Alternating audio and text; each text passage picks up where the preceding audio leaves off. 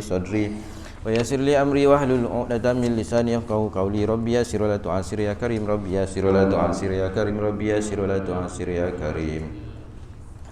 Assalamualaikum warahmatullahi wabarakatuh. Alhamdulillah tuan-tuan puan-puan dan rahmati Allah Subhanahu wa taala, pada pagi ini kita sambung kuliah kita menggunakan kitab Baharul Mazi juzuk yang kedua, iaitu bahagian solat, muka surat 64, masalah yang ke-82. Qala musannif rahimahullahu ta'ala wa nafa'ana bi'ulumi fid daraini amin. Masalah menyegerakan sembahyang di awal waktu apabila ditakhirkan oleh imam. Kata Abu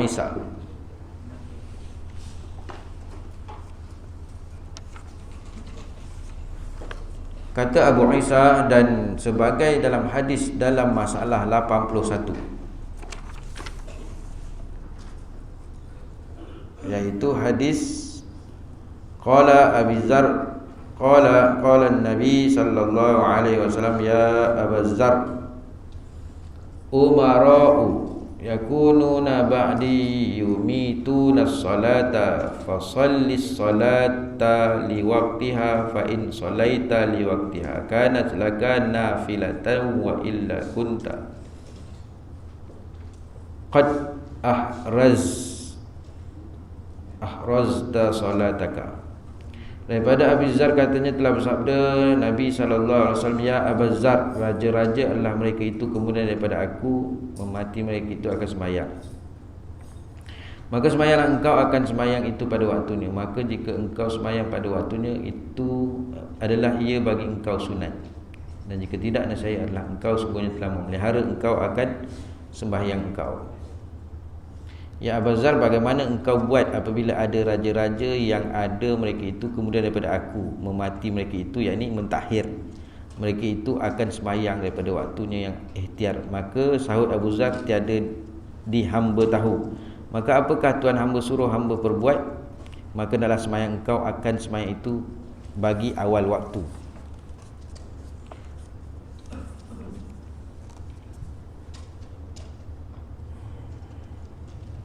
Maka jika telah mendapat sembahyang engkau bagi waktu ikhtiar, kemudian daripada sembahyang awal waktu tadi dengan berjemaah serta imam, nescaya adalah sembahyang jemaah itu bagi engkau sunat. Dan jika sekiranya jumpa engkau akan imam telah sembahyang berjemaah, kemudian daripada kembali engkau menunaikan kerja engkau, nescaya adalah engkau itu sungguhnya telah memelihara sembahyang engkau, kerana sembahyang engkau awal waktu tadi telah sah. Masalah 82 tu, menyegerakan sembahyang di awal waktu apabila ditakhirkan oleh imam. Kata Abu Isa, dan sebagai di dalam hadis di dalam masalah 81, itulah perkataan bukan seorang daripada ahli ilmi mensunat, iaitu menyunatkan mereka itu akan sembahyang seseorang bagi awal waktunya apabila mentakhirkan dia oleh imam, kemudian sembahyang ia serta imam. Dan bermula sembahyang yang pertama itulah sembahyang yang fardu di sisi kebanyakan ahli ilmi. Kata Imam Nawawi, dan ini hadis, yakni hadis dalam masalah 81 itu menunjukkan bahawasanya sembahyang yang disembahyangkan dua kali itu adalah yang pertama fardu dan yang keduanya sunat, dan telah bersalah-salahan ulama pada ini masalah. Maka mazhab kita padanya 4 qaul bab sembahyang awal waktu. Sekiranya imam mentakhirkan, maka sembahyang awal waktu itulah lebih utama. Sekiranya dah habis sembahyang awal waktu walaupun seorang diri, kemudian masih lagi di dalam waktu, maka ada jemaah pula, maka sembahyanglah berjemaah. Jadilah dekat situ 2 kali sembahyang. Tapi yang pertama itu adalah fardu, yang kedua tu jadilah sunat. Yang pertama tu dah sah. Kemudian kata dalam masalah ni telah bersalah-salahan ulama pada masalah ni. Maka mazhab kita, itu mazhab Syafi'i, ada 4 qaul, iaitu qaul yang sahih bahawasanya yang fardu ialah yang pertama. Kerana hadis itu dan kerana khitab percakapan telah gugur dengannya. Yang kedua, bahawasanya yang fardu ialah sembahyang mana-mana yang akmal, mana yang sempurna itulah yang fardu. Yang ketiga, kaul yang ketiga, yang pertama dan sembahyang yang kedua fardu belaka. Dan yang ketiga, yang keempat, kaul yang keempat, sembahyang yang fardunya ialah salah satu daripada keduanya, dan ibham sekira-kira dikehendaki Allah mana-mana daripada keduanya. Sembahyanglah dua-dua tu, sembahyang seorang, lepas tu berjemaah pun kita ikut juga. Jadi mana-mana kalau Allah kata yang mana satu yang antara dua ni tadi, mana-manalah. Kan? Maknanya senang. Pada mazhab Syafi'i ada 4 kaul kalau kita nak sembahyang 2 kali ni lah. Pertama, sebabkan kita sembahyang seorang tadi sebab imam lambat sangat, ataupun kita pergi satu masjid tu mungkin kita datang masjid tu, kita tengok datang surau ni, tengok mana tak ada pula jemaah hari ni kan. Jadi kita pun tak tahu mana pergi, tak ada pula jemaah isyak ni. Kita pun sembahyang seorang. Lepas dah habis sembahyang, tiba-tiba ramai pula baru sampai. Rupanya ada kenduri kan. Pernah berlaku pada saya pergi ke satu masjid tu, nak mengajar lah masa tu kan, kali pertama nak mengajar. Jadi kita nak jumpa dulu imam, nak bincang. Saya pergi lepas maghrib, tengok-tengok mana pergi jemaah ni kan. Jadi saya pun takkan masjid ni tak ada orang. Rupa-rupanya baru sampai naik motor ramai-ramai, rupanya ada kenduri kan. Buat tahlil tu lepas maghrib. Lambatlah sikit. Kalau tuan rumah tu sakat makan bihun tu mungkin cepat kan. Tapi nasi kambingnya lambatlah. Jadi kalau situasi macam tu berlaku, mungkin kita tengok mana pergi sembahyang lah. Lepas tu dah habis sembahyang, tengok jemaah baru sampai. Atas kita lah. Kalau kita nak cabut lah, sebab sembahyang pertama tadi dah sah. Tapi kalau kita mementingkan rugi lah sebab tadi sembahyang seorang kan, ini sembahyang berjemaah, maka sembahyanglah kali kedua tu berjemaah. Jadi sunat. Berjemaah tadi jadi sunat. So, walaupun niat sembahyang fardu tapi jadi sunat.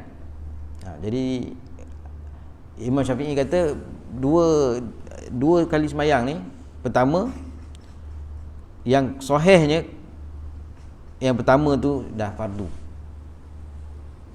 dah selesai lah. Yang kedua tu sunat, jadi sunat. Lepas tu yang kedua, sembahyang pertama dengan yang kedua tadi, yang fardu dia lah yang mana-mana yang akmal, mana-mana yang sempurna. Mungkin kali pertama tadi kita sembahyang tu tak sempurna, mungkin tengah sembahyang seorang tadi macam-macam fikiran kita kan. Apalah masjid ni, orang ni semua nak masuk neraka ni, orang kampung ni, macam-macam. Padahal sembahyang tapi hati kita dah apa-apa kan. Jadi sembahyang kedua tu ramai-ramai tu, rupanya dalam jemaah tu ada yang khusyuk apa semua, campur-campur. Mestilah yang kedua tu lah lebih akmal, sempurna kan segi itu terpulang mana satu lah dalam pandangan kaul yang kedua. Kaul yang ketiga, yang pertama dan yang kedua fardu belaka. Yang ketiga sembahyang lah kan, yang tak, mana satu Allah nak ambil, sekira-kira mana-mana lah. Jadi senang. Tapi yang sahihnya yang pertama tu fardu, yang kedua sunat. Masalah 83, masalah menghimpun sembahyang awal waktu dan jemaah. Kata Imam Nawawi dalam hadis ini, dalam masalah 81 itu menunjukkan suruh benar-benar sembahyang awal waktu, dan padanya menunjukkan bahawa apabila imam mentakhirkan ia akan sembahyang daripada awal waktunya, maka sunatlah bagi makmum sembahyang ia di awal waktu dengan seorang diri, kemudian sembahyang ia serta imam.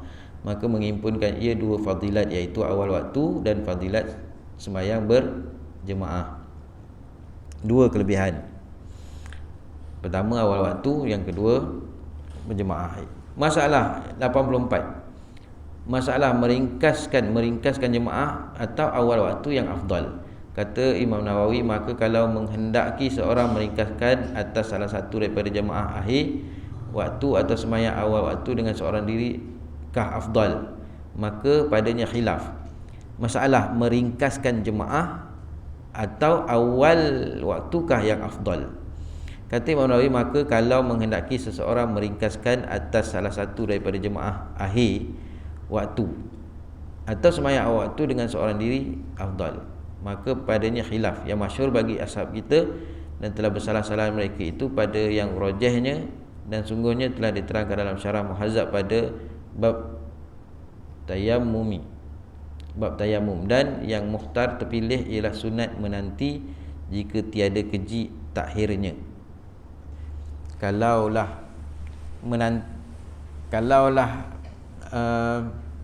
lepas maghrib dengan isyak contoh, kita sampai surau jemaah tak ada, rupanya ialah ada tahlil kat rumah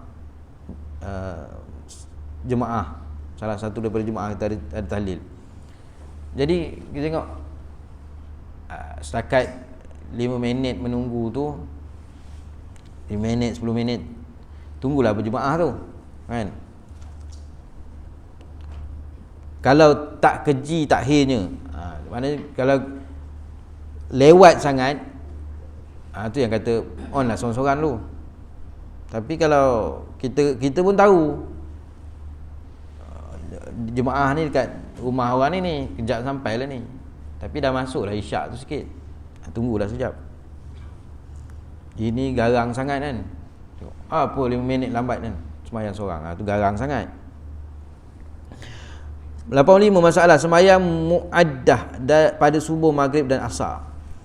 Kata Imam Nawawi, dan pada hadis dalam masalah 81 ini menunjukkan bahawasanya tiada mengapa mengembalikan subuh, asar dan maghrib seperti yang baki daripada segala sembahyang, kerana bahawasanya Nabi sallallahu alaihi wasallam mengitlaq, ia akan amar, suruh dengan mengulang sembahyang dan tiada berfaraq, berbeza antara satu sembahyang dan satu sembahyang. Maka inilah wajah yang sahih pada mazhab kita.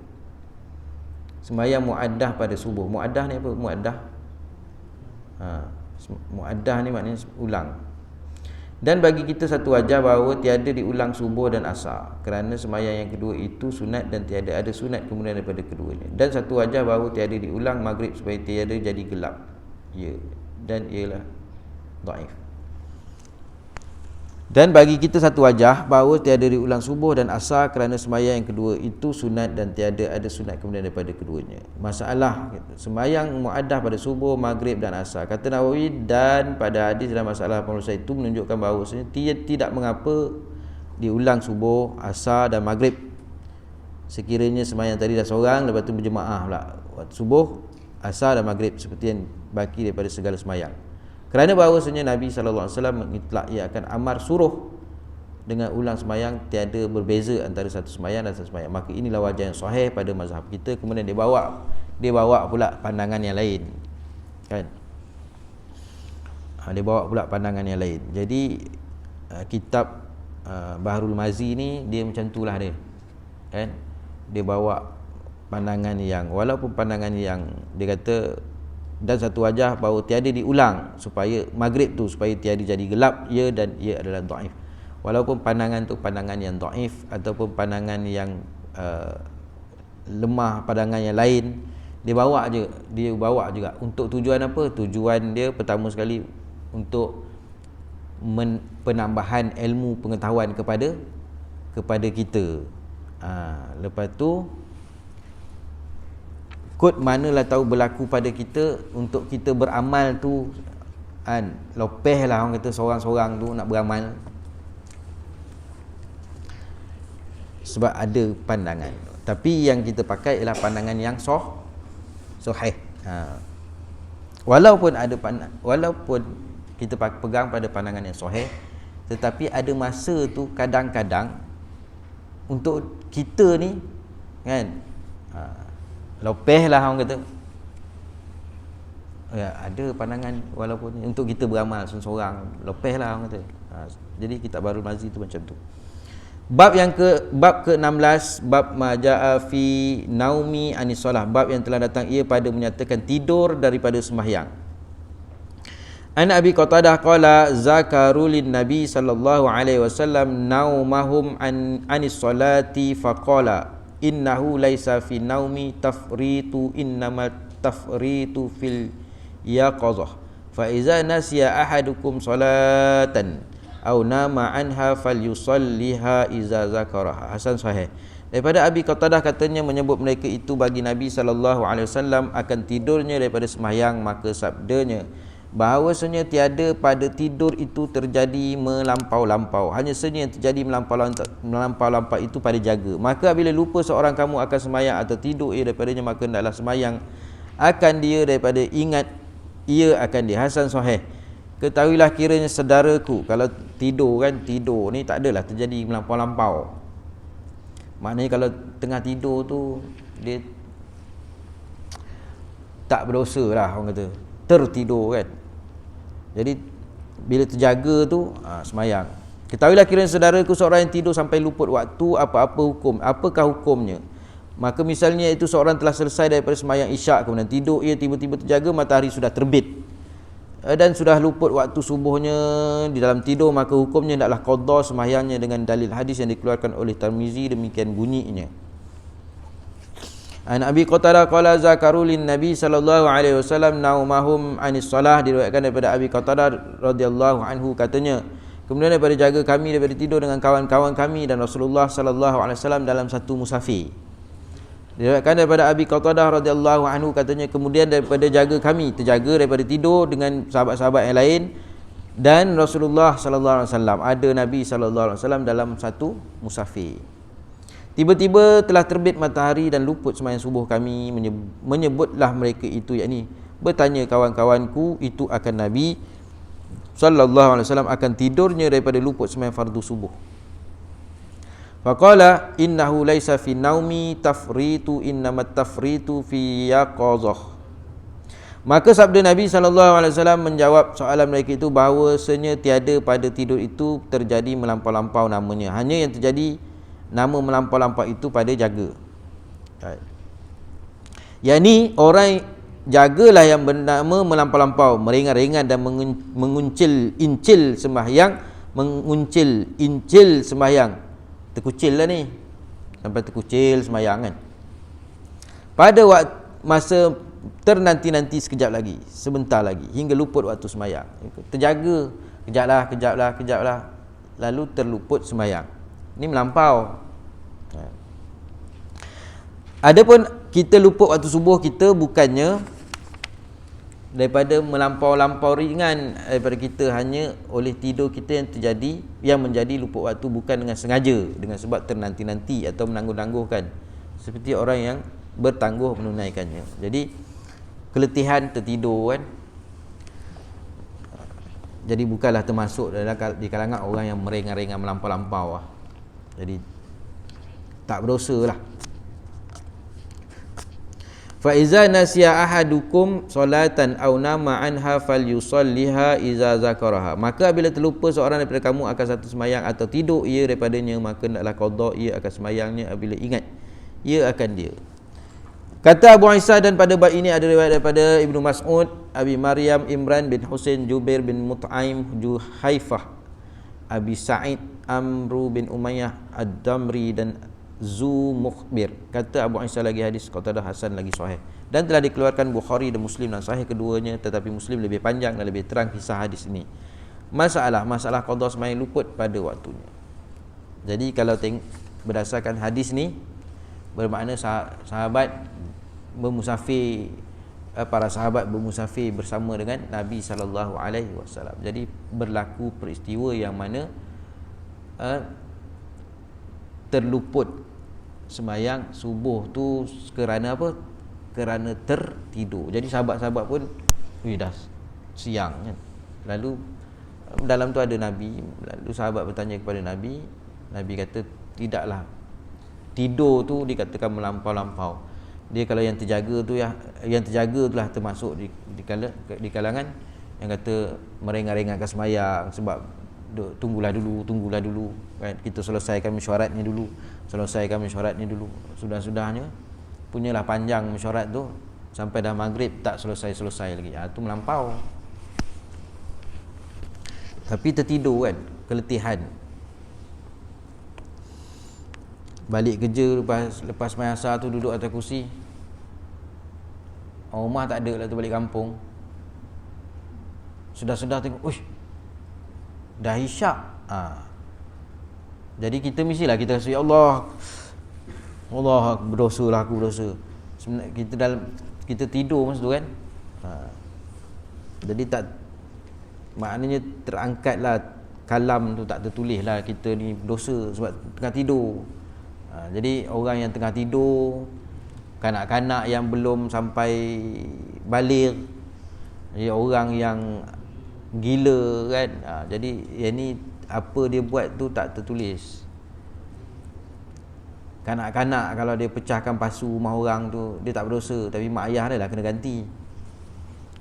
Dia pecahkan cermin kereta jiran kan, pang, jiran buang angin ni, kita lah sebagai mak bapak, tak apa, saya ganti. Jangan pula kita budak kan, dia bukan faham ni budak, cermin 300-400 tak nak ganti. Mak bapak lah kena ganti. Anak kita buat baik, sebab dengan didikan kita dah dapat pahala. Dia tak semayang, dia tak berdosa, tapi kita lah berdosa tak suruh dia semayang. Walaupun dia darjah 1, darjah 2, darjah 3 tu kan, kita tak suruh dia semayang, kita lah berdosa. Sebab Nabi suruh kita ajar anak semayang umur 7 tahun 10 tahun tu kan, tak semayang rotan. Kita dia budak lagi, tak dosa lagi ni, mak bapak lah dosa, tak ajar, tak suruh kan. Tapi kalau dia buat mak bapak dapat pahala.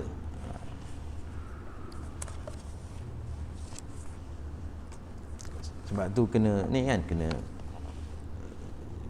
risau lah. Alamak, anak aku ni, aku tak suruh pula dia semayang. Risau lah, kita risau walaupun dia kecil lagi kan. Masalah qada semayang luput dan waktunya. Kata Abu Isa, dan telah bersalah-salahan ahli ilmi pada seorang yang tidur sampai lupa waktu semayang, atau seorang yang lupa akan semayang, maka jaga ia atau ingat ia padahalnya ia dalam bukan waktu semayang, habis dah waktu, yakni luput daripada waktunya, dan ingatnya atau jaganya itu ketika berbetulan dengan terbit matahari atau masuknya. Terbit matahari ni kalau subuh, masuk ni dah kalau habis asar, maghrib. Maka adakah ia semayang pada dua waktu itu atau ditakhirkan? Sedangkan dua waktu ni kalau semayang sunat, waktu yang ditegah kan. Habis kalau berlaku tu nak tunggu dia tenggelam habis ke macam mana tu? Maka kata setengah daripada ahli ilmi bolehlah seseorang qada semayang apabila jaga atau ingat ia. Dan jika ada ia berkendak qada waktu bertentangan dengan terbit matahari atau bertentangan dengan masuknya sekalipun. Kerana sabda Nabi SAW sebagai dalam masalah 80 tadi, fal yusalliha iza zakaraha, maka hendaklah semayang ia akan dia apabila ingat ia akan dia. Dan ialah qaul Ahmad, Ibn Hanbal, Ishaq, Syafi'i dan Malik. Dan kata setengah daripada ahli ilmi, tiada boleh semayang qada pada waktu bertentangan matahari atau masuknya, melainkan nanti terbit habis atau habis masuk habis. Kerana waktu terbit matahari atau ghurub, tenggelamnya, haram semayang sunat dan menyerupai dengan abadus syams, penyembah-penyembah matahari. Maka pada kaul ini jadilah fardu itu sebagai sunat. Ini kaul yang setengah daripada ahli ilmi, setengah daripada ulama. Jadi kalau tengok Imam Ahmad bin Hanbal, Ishaq, Syafi'i dan Malik mengatakan bahawa terjaga semayanglah qada tu, walaupun waktu tu waktu yang ditegah, iaitu waktu apa? Waktu selepas ngam-ngam terbit matahari dan waktu terbenam matahari, kerana menyerupai penyembah-penyembah matahari. Jadi ulama mengatakan bahawa qada semayang ni dia tidak ada waktu. Bila-bila waktu on, buat saja. Walaupun ada di sini dia kata, dan kata setengah daripada ilmi tidak boleh sembahyang qada pada waktu bertentangan matahari atau masuknya, melainkan tunggu dia habis dulu.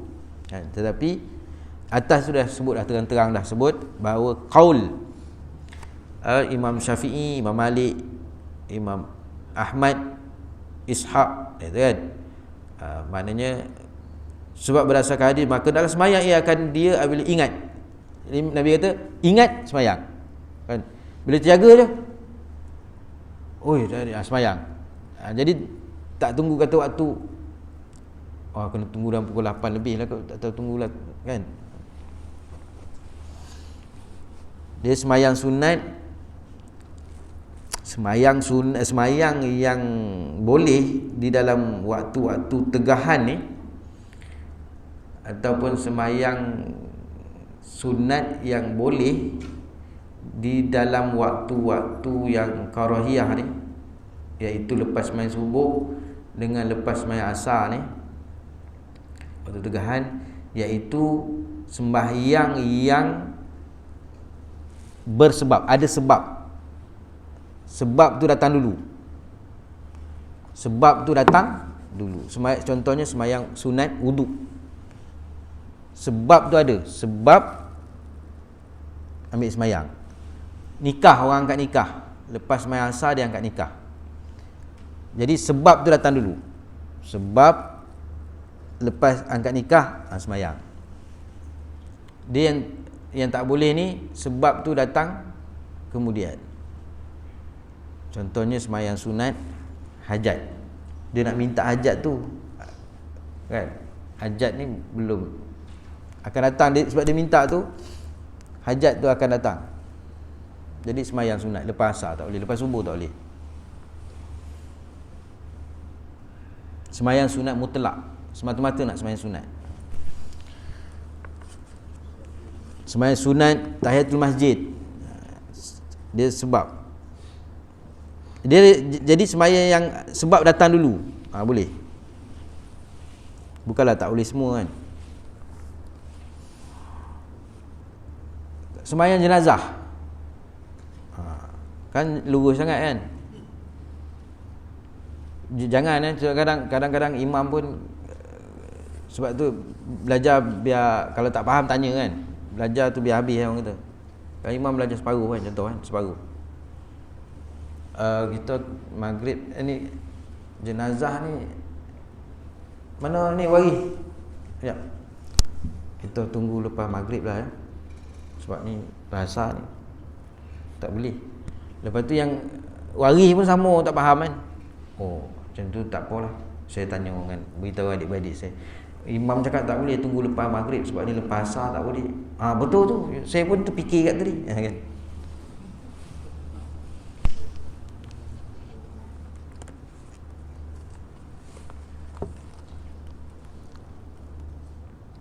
Masalah tidur tiada taklif hukum syara'atannya. Kata melalui dengan hadis yang dalam masalah runat itu, pada tentang sabda Nabi, innahu laisa fi naumi tafritun. Itulah dalil bagi barang yang telah ijma' ulama' atasnya, bahawa orang yang tidur itu tiada mukallaf ia. Orang yang tidur tiada mukallaf.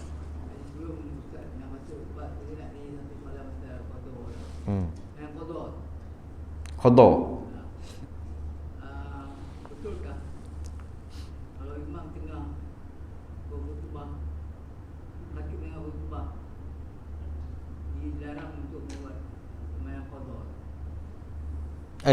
Dia imam tengah membaca khutbah, khatib tengah baca khutbah, yang boleh sembahyang hanya sembahyang tahiyatul masjid, itu pun yang ringkas.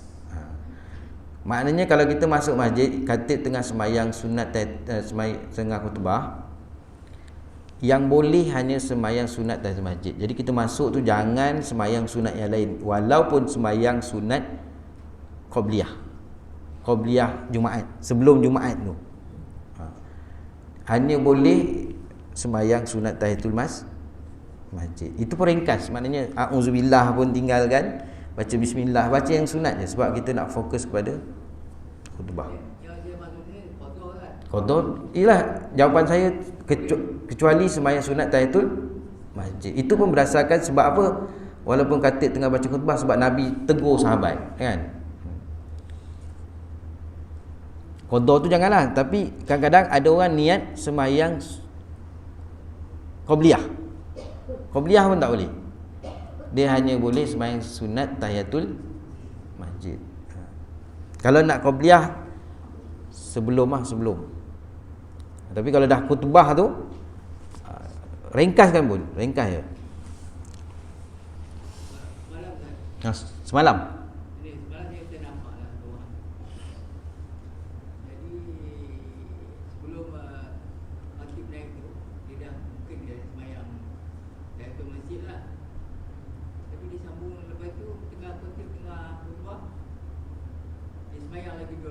Dia 2 rakaat saja. Dia 2 rakaat tadi ada yang dia tambah lagi 2 rakaat.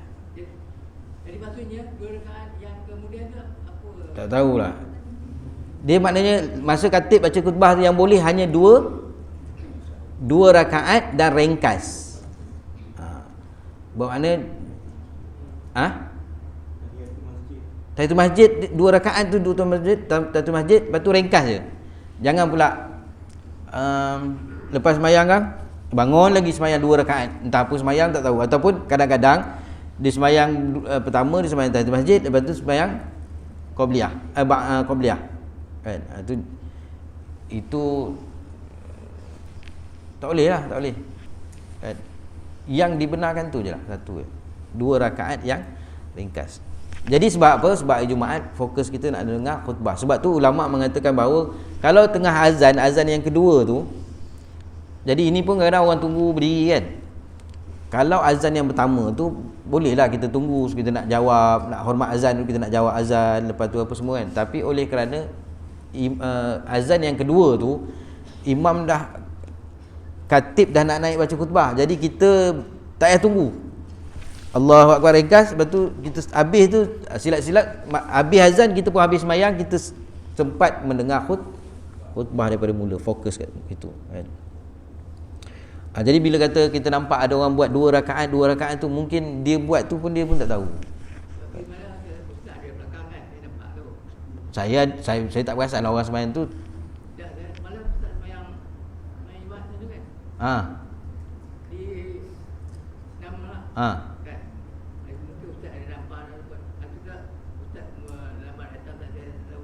Saya Kalau tak awal datang, tak nampak dia dah sembahyang 2 kali. Tapi kalau khatib belum baca khutbah tak ada masalah. Tapi dia tengah khutbah. Tengah khutbah tu, hukum mendengar khutbah tu lebih utama, lebih utama. Sehingga kan Nabi melarang main anak batu, sehingga kan hari ni tak main anak batu, main handphone, main budak-budak kita main game kadang-kadang waktu khutbah. Jadi alhamdulillah imam hari ni dah tegur dah kan. Sebelum dia dalam khutbah tu dia dah tegur. Pertama sekali dia tegur, fahaman kita ikutlah fahaman ahli sunnah wal jamaah. Kalau fiqh tu ikut mazhab Syafi'i, mazhab yang 4 tu, tapi kita ikut mazhab Syafi'i. Mazhab yang 3 lagi ni boleh guna kalau sekiranya kan. Itu pun mungkin diberitahu oleh mufti. Contoh sembahyang Jumaat di Miku Pindah tu tak cukup 40 orang, boleh jalankan juga, ambil apa dia mazhab yang mengatakan walaupun kurang daripada 40 kan. Kalau tidak sampai bila pun tak akan berlaku sembahyang Jumaat atas Bukit Miku sana tu. Lepas tu yang kedua, imam khatib pesan kalau tasawuf ikut Imam Junaid Al-Baghdadi, bukan Imam Junaidi, Imam Junaid Al-Baghdadi dan Imam Al-Ghazali. Kalau tauhid ikut jalan Abu Hasan Al-Ash'ari dan Abu Mansur Al-Maturidi. Itu imam tiap-tiap minggu pesan. Yang keduanya imam pesan jangan main handphone dan peranti tak kira lah kan, bawa laptop ke apa kan. Sebab apa? Fokus kepada khutbah. Jadi sebenarnya berlaku tu berlaku tu sebab dia tak tahulah tu. Begitu juga berlaku semayang apa? Semayang sunat selepas subuh tu. Yang saya pernah berlaku dekat satu masjid. Lepas semayang subuh tu imam tu bangun, terus semayang hajat. Lepas semayang subuh tu, mungkin sebelum tu imam dah maklum kan, Assalamualaikum, lepas ni macam kita lah, lepas ni ada kuliah, tapi dia dah maklum kan, Assalamualaikum tuan, lepas ni kita buat semayang hajat, ada hajat daripada ni, minta bayar sekian. Jadi saya yang datang lambat tu tak tahu pengumuman tu. Jadi bila lepas Assalamualaikum warahmatullahi, kita terus sembahyang hajat. Allahu Akbar. Jadi saya pun tak adalah saya ikut. Tapi dalam fikiran tu, walaupun kita pun ustaz, kita pun tahu, tapi dalam fikiran tu, sebab yang imam tu pun ustaz muda lah, aku tak berani juga nak ni sebab takut ada pandangan. Jadi faham tak? Bila macam kita kadang-kadang tengok orang buat salah kan, tapi kita aku takutkan dia kata tuan sebenarnya ni pandangan anda ada ni kan. Itu yang berlaku satu imam masjid dekat yang saya mengajar ni. Dia kata ada orang macam ni. Tapi itulah dia kata, saya nak tegur pun saya takut nanti tiba-tiba dia kata, tuan dalam kitab ni disebut macam ni. Saya tahulah sebab kan dia kata, itu yang saya tak berani nak tegur tu, dia kata yang tu.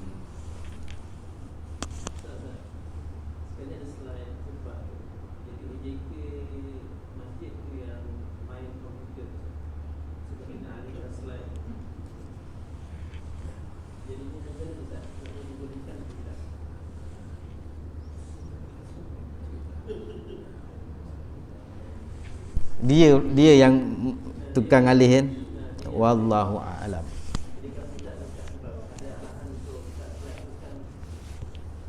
Dia mesti dia kena ni tak? Dia pun tak fokus kepada khutbah tu sebab dia Allahu Akbar. Tapi itulah sebenarnya saya pernah bertanya lah, ni memang saya pernah bertanya kepada Ustaz Rauf kan. Dia kata tak, maknanya khutbah tu dengar, tinggal benda lain, tak boleh buat benda lain, sehingga kan kita mencatat pun tak boleh kan. Macam tu dia jawab. Sebab arahan suruh mendengar khutbah. Jadi main tasbih ni dia berwirid. Ini Ustaz Rauf, Ustaz Rauf cakap ni tangan ni, tapi satu je, kita jangan menghukum. Jangan kita kata mungkin tangan dia bergerak, hati dia boleh fokus pun kita tak tahu. Itu kita pun tak tahu lah kan. Sebab hukum suruh jangan buat apa tu supaya hati kita, telinga kita fokus mendengar khutbah. Sekarang ni tapi ada orang main tasbih, tapi tasbih hati dia, sebab Ustaz Rauf cakap ada orang yang tangan bergerak tapi dia boleh fokus kepada hati. Jadi dia kata kita pun tak boleh nak menghukum. Tapi segala zahirnya hadis walaupun main, sebab apa dilarang main anak batu apa semua, sebab supaya hati kita fokus kepada khutbah tadi. Jadi kalau tangan gerak, hati dia fokus kepada khutbah pun. Tapi alasan tu boleh tak digunakan Ustaz? Kalau orang ini sebagai bahasan je lah, yang konteks tadi, kalau tasbih tu dari segi hati dia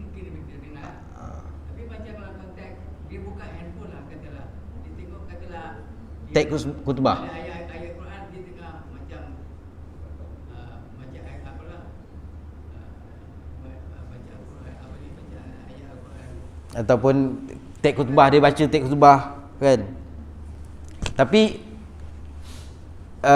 hukum yang asalnya ialah meninggalkan segala perkara-perkara lain, fokus kepada khutbah.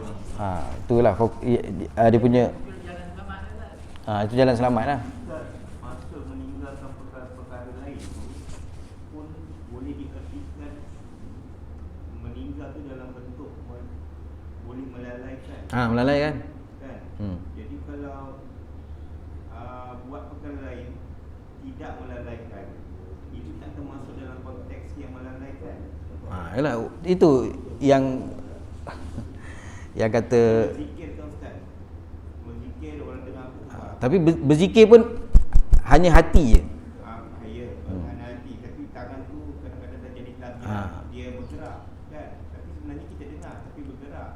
Jadi bila kata bermain batu tu maksudnya main-main. Main-main tu adalah leka. Tapi berzikir tu dia dengan bila bergerak tu kita bukan main-main. Kita dengar tapi tabiat kita bila dah berzikir tangan tu dia bergerak. Itu bukan main-main. Yang saya faham lah, konteks main-main batu maksudnya bermain adalah perkara yang lalai kan? Itulah yang dijawab oleh Syekh Rauf. Syekh Rauf saya tanya kan, dia kata maknanya ada orang dia kata walaupun dia dah jadi dia boleh fokus. Jadi yang tu kita kata kita tak boleh menghukum orang, kau tak boleh ni. Dia kata aku walaupun tangan aku gerak, sebenarnya aku fokus kepada khutbah. Jadi jalan selamat dia tak buat apa-apa lah. Tapi kalau dia memang kata tadi kan, tak ada masalah lah.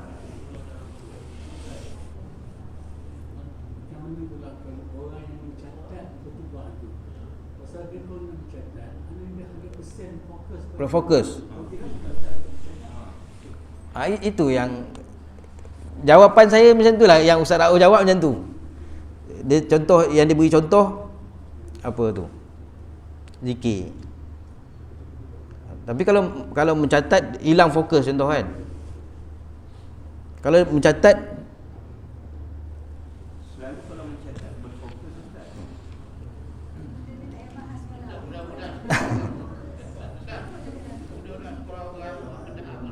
budak-budak sekolah agama kan.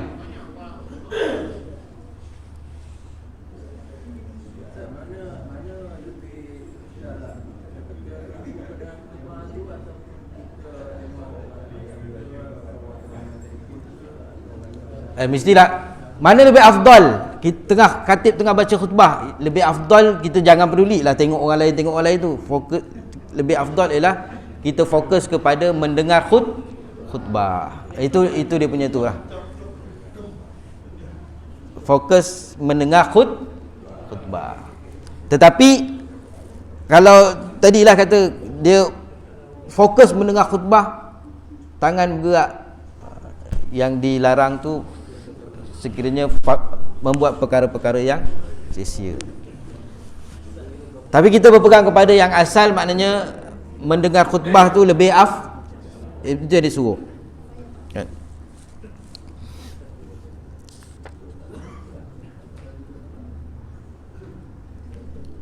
Kata Imam Nawawi, inilah masalah yang sahih terpilih di setiap al-fiqh dan usul. Dan setengah daripada mereka itu mereka yang berkata wajib qada dengan kitab percakapan yang sabik dahulu, dan yang berkata kaul muwafaqat ialah atas bahawa pada waktu tidur itu tiada mukallaf. Orang yang tengah tidur tu, jadi hukum ni mukallaf ni iaitu orang yang mukallaf, orang yang diberatkan dengan hukum. Maknanya kita ni mukallaf, maknanya atas kepala kita ni dibebani dengan hukum, diberati dengan hukum. Tapi siapa yang mukallaf? Orang yang ada akal kan. Kanak-kanak dia tak mukallaf, dah baligh baru mukallaf.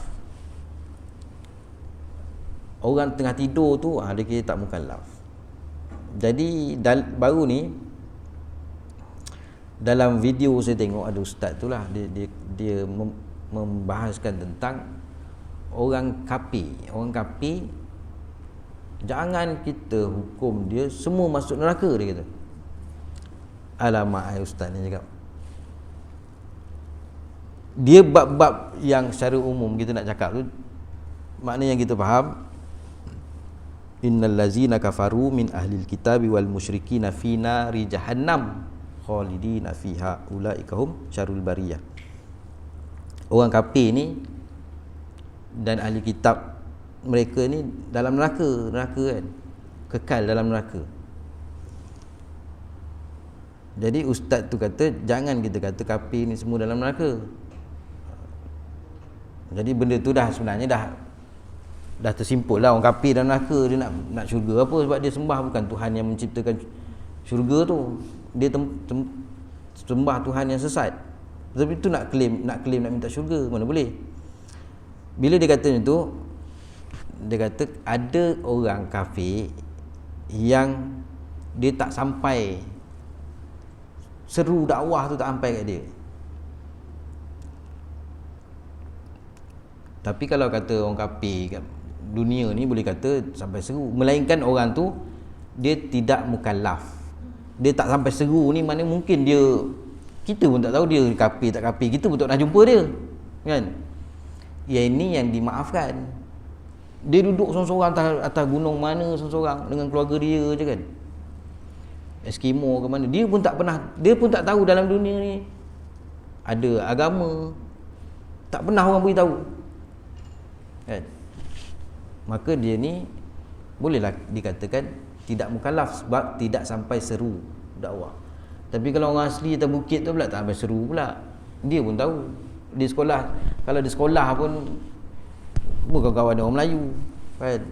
Cuma waktu belajar agama dia kena keluar dia belajar moral, kan? Tapi dia tahu Islam tu, itu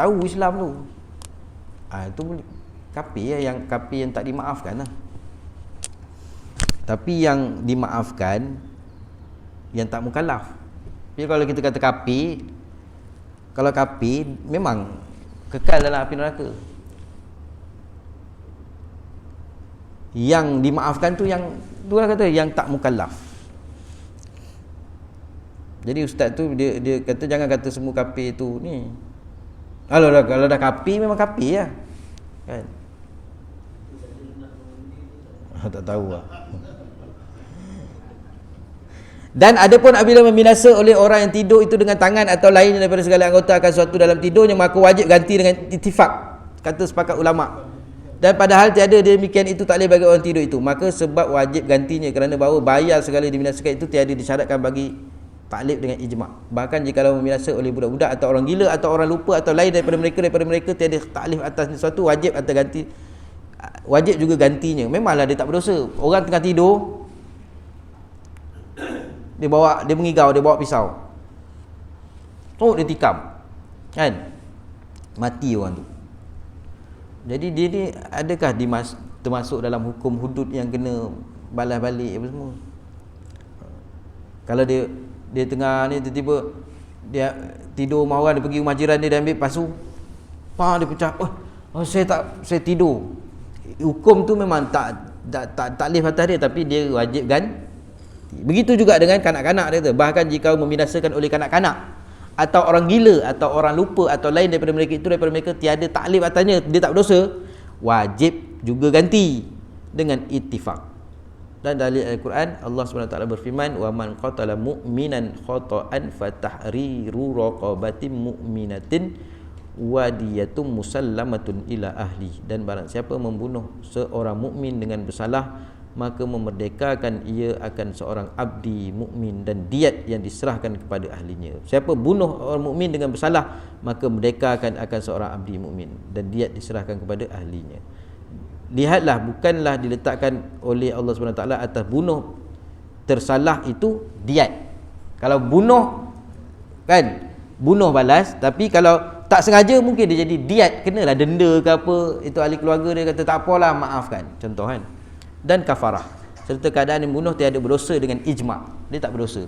Contoh macam yang baru ni, yang budak tu kesian dia kan, anak remaja tu, budak cerdik pula tu. Maka ada keluarga ni mungkin atas tu kita sangat berdoa lah supaya janganlah kena 3-0 baru tu kan. Tapi dia kena paling ni pun dalam yang surat khabar keluar tu maksimum 10 tahun. Tapi kena tu mungkin tetap kena. Macam orang kampung saya, dia bawa lori langgar kereta satu, meninggal lah kan. Lepas tu sementara nak kena dia jamin, sementara hukum tu memang ada lah kat kampung tu. Nampak kes dia tu memang masyhur dulu kat jalan mana, jalan Keratung ke jalan mana saya tak ingat, tapi masyhur lah kes tu dalam surat khabar tu. Tak lama tu memang rupanya yang dia bebas nampak kat kedai sebelum ni rupanya masih dalam jaminan. Lepas tu tak lama hilang. Bila dah jatuh hukum, kena juga walaupun tak sengaja, tapi kena juga 2 tahun kan. Bawa lori langgar orang, potong masa tengah potong tu kan. Jadi keluarga tu mati. Lepas tetap tak lepas. Macam budak tu mungkin tak lepas, tapi daripada kes bunuh sengaja kepada yang tak sengaja, lepas tu jadi 10 tahun mungkin jadi 2 tahun. Itu je lah. Jadi sebab tak sengaja kan. Ingat nak gurau je. Wallahu a'lam. Jadi soalan Tuan Haji nanti saya akan confirmkan balik lah kan. Sebab abang kata Haji Ahmad kan, dekat budak-budak sekolah tu memang mungkin cikgu dia tu, kau jangan nak, kau tak bawa hantar balik ustaz nak tengok. Ustaz pun tak tengok pun, tapi nak kan, nak supaya pergi masjid tu jangan tidur. Supaya apa point hari ni kita tak bawa dengar pun, kadang rupa-rupa tak dengar, tak tahu apa pun, tidur kan. A'udzubillahi minasyaitonirrajim. Bismillahirrahmanirrahim. Alhamdulillahirabbil alamin wassalatu wassalamu ala asyrafil anbiya wal mursalin wa alihi washabihi ajmain. Allahumma arinal haqqan haqqan warzuqna ittiba'ahu wa arinal batila batilan warzuqna ijtinaba. Allahumma ya muqallibal qulub tsabbit qulubana ala dinika wa ta'atik. Wa sallallahu ala sayyidina Muhammad wa ala alihi washabihi wa baraka wa sallam. Alhamdulillahirabbil alamin. Assalamualaikum warahmatullahi wabarakatuh.